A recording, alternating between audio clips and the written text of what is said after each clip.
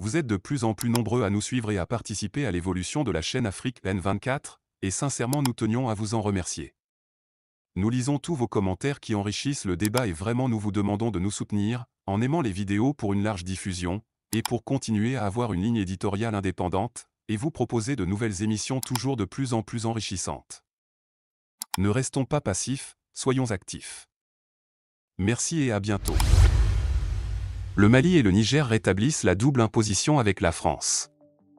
Deux conventions fiscales conclues par le Mali et le Niger avec la France seront annulées dans un délai de 3 mois.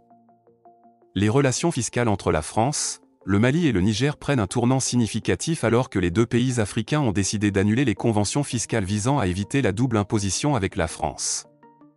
Cette action, annoncée dans un communiqué conjoint des gouvernements maliens et nigériens, dénonce fermement les accords existants et prévoit leur annulation dans un délai de 3 mois.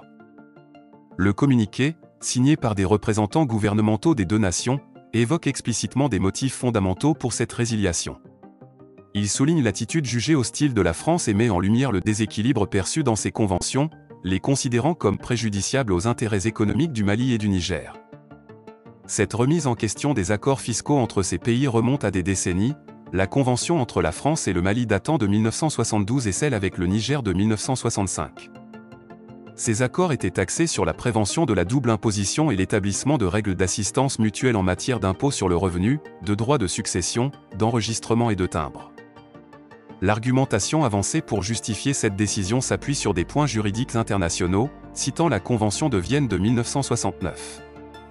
Les gouvernements maliens et nigériens invoquent des clauses relatives à la non-ingérence dans les affaires intérieures des États, la situation rendant impossible l'exécution du traité, ainsi que le changement fondamental de circonstances pour justifier cette rupture.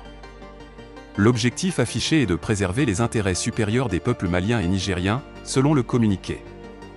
Ce mouvement n'est pas isolé. En effet, le Burkina Faso avait déjà mis fin à sa convention de non-double imposition avec la France en août dernier. Ce contexte de rupture d'accords fiscaux s'inscrit dans un cadre plus large de tensions entre la France et ces pays du Sahel. Ces nations ont été secouées par des coups d'État militaires ces dernières années, alimentant un sentiment grandissant de souveraineté au sein de ces populations.